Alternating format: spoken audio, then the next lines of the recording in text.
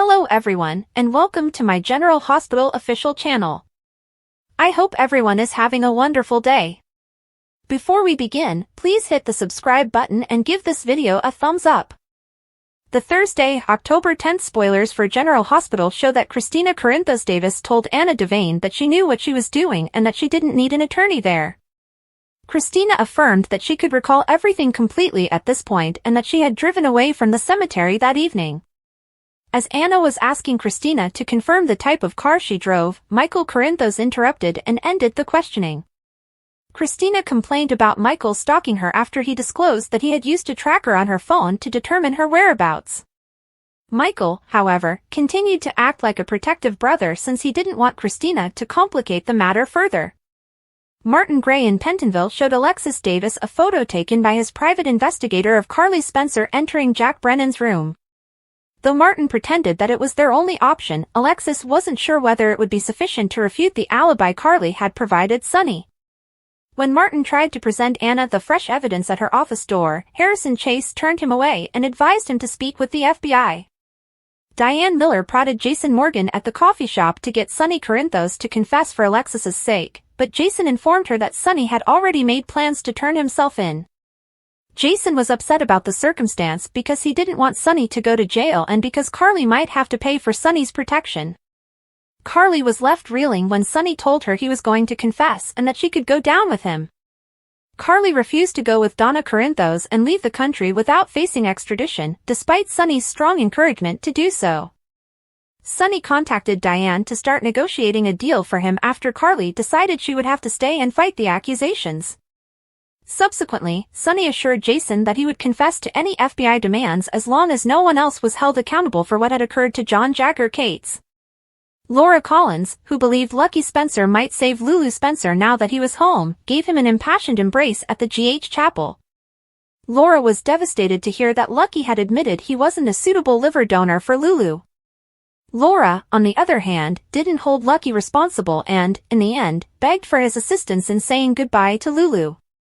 Dante Falconeri was concerned in Lulu's chamber about his promise to Rocco Falconeri to find another donor. Dante informed Elizabeth Baldwin that it would be difficult to find a stranger who was a match and willing to donate because all of Lulu's blood relatives had already undergone testing. Olivia Quartermain made an appearance with information on Nina Reeves utilizing her media connections to spread the message, and Olivia was also contributing to the news of the donor quest. Back at the police station, there was a bomb threat, so everyone had to leave the area. Although a suspicious package was discovered outside in a security camera blind zone, it turned out to be safe. Anna showed Chase the 9mm gun she had discovered inside the package after opening it, assuming it was the weapon Alexis had claimed would clear her. We'll bring you more predictions on all the action as General Hospital spoilers indicate that there will be more turns and turns in the Cates inquiry. Spoilers for General Hospital hint that Sonny Corinthos has gotten himself into a bit of a problem. While Carly Spencer and Alexis Davis both bore Sonny's child, that is about where their similarities end. His cold-blooded murder of FBI agent John Cates has started a chain of events that might force him to choose between two very different women. Carly still has a strong attachment to Sonny despite the fact that they are no longer married. She consented to give him an alibi for the murder of Cates because of this. She went so far as to say that they were having sex when the crime was committed. The police looked into other suspects even though they weren't sure whether to believe him. However, Sonny's attorney Diane Miller advised that they pretend to be at peace in order for the alibi to have any significance. That doesn't exactly make Carly or Sonny happy. Christina Corinthos Davis, on the other hand, went to the Quartermain estate with the intention of killing Cates, but she was unsuccessful. She had taken one of Sonny's pistols from his apartment. But her mother Alexis discovered the gun when she got home and hurled it into the river. Regretfully, Elizabeth Weber and Rick Lansing saw Alexis throw away the gun. The police had enough circumstantial evidence to arrest Alexis as it started to accumulate. Sonny is relying on Martin Gray, who he has previously hired, to have Alexis' case dismissed from court. But Sonny has pledged to admit to the crime himself if Alexis is put on trial.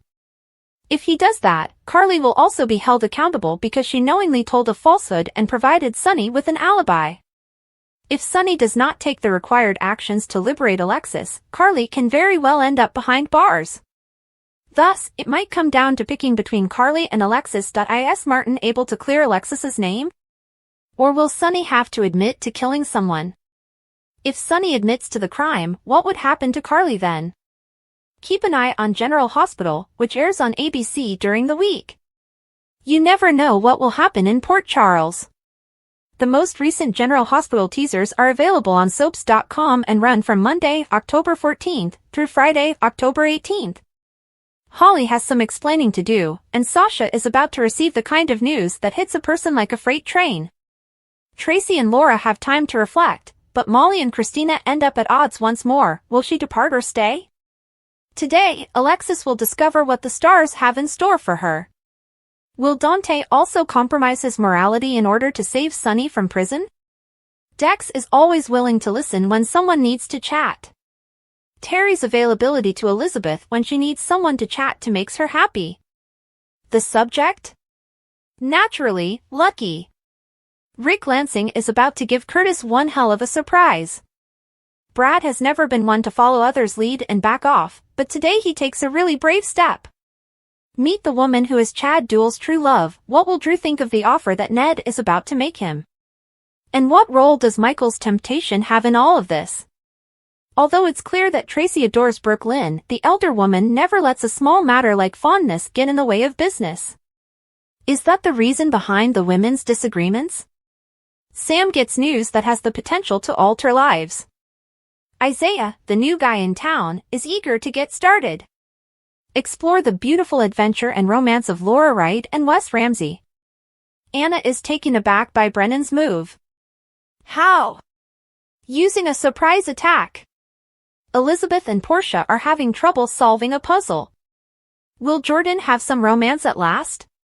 When she accepts to eat dinner with Isaiah, it seems feasible. Sasha brings a unique request to Michael. For what reason is Tracy criticizing Cody? It should come as no surprise to those who know Rick that he's prepared to play dirty. Is Holly able to talk her way out of problems? We assure you that Sasha is unprepared for what is going to be revealed. Sam and Dante exhale with relief. Is this, however, the quiet before the storm? Tracy promises to support Cody. On General Hospital, Sonny and Lucky didn't have a good week.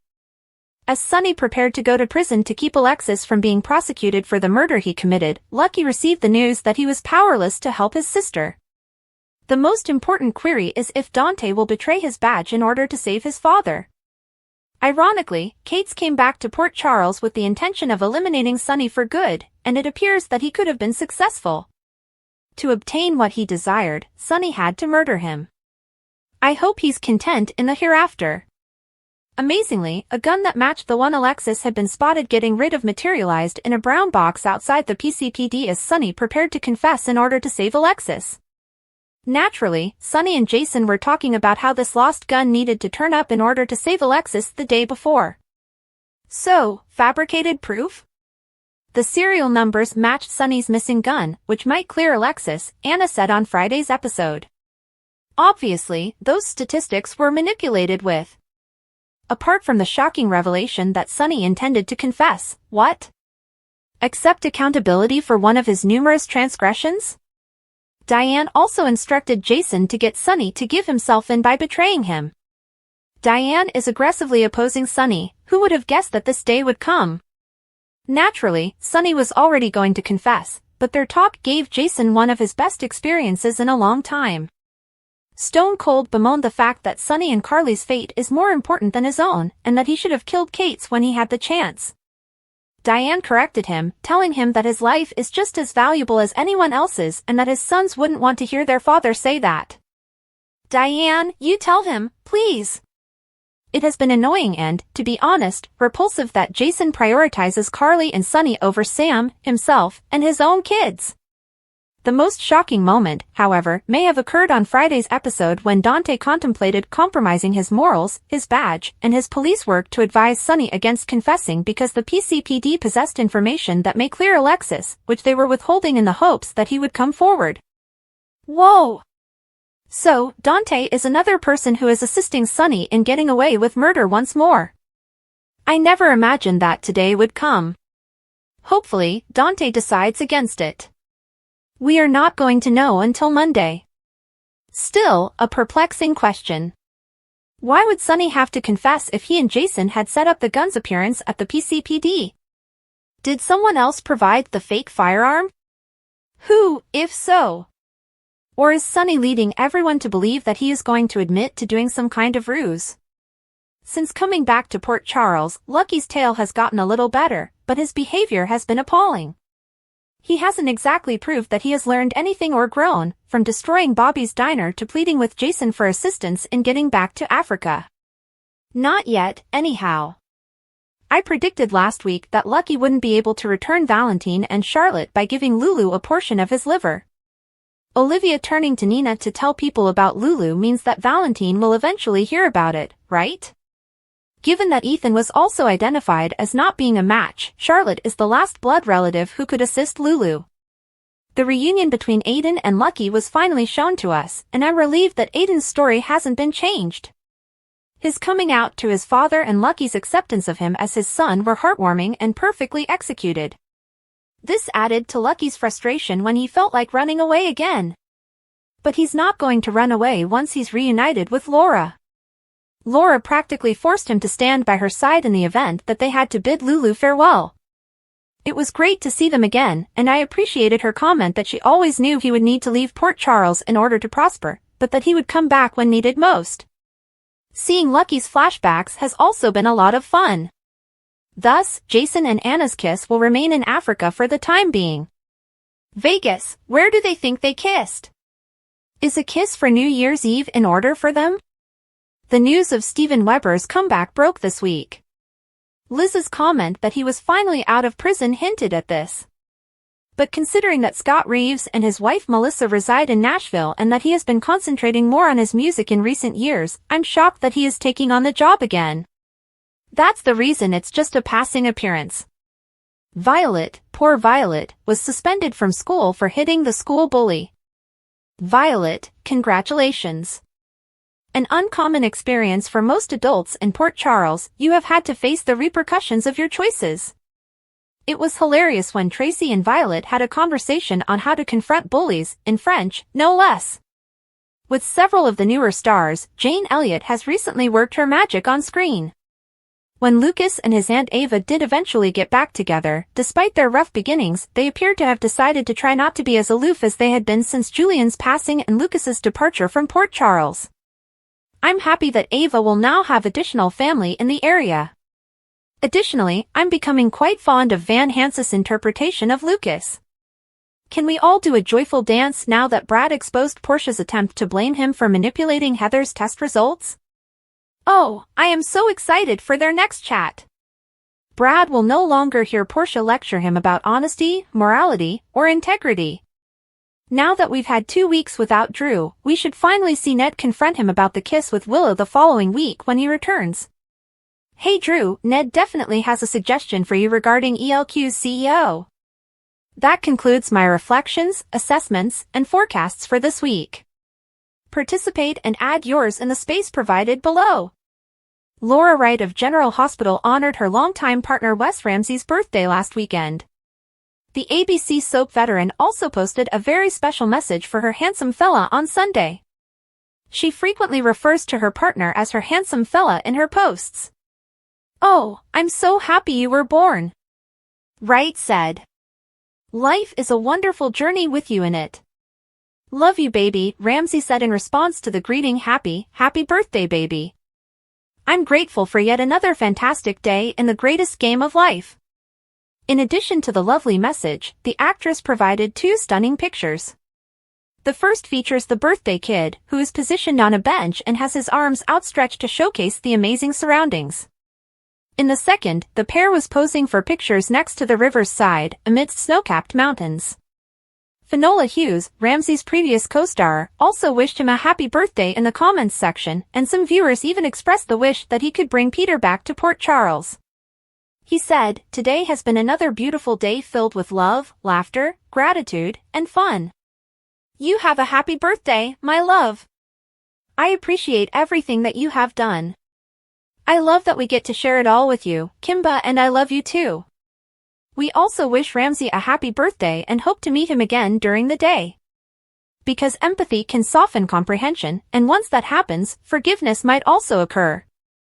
Naturally, Lucas's forgiveness of Brad is one thing, but if they resume their romance, the rest of his family, especially Carly and Michael, might have different opinions. Thanks for watching. If you like this video, so please don't forget to subscribe my channel and don't miss any update.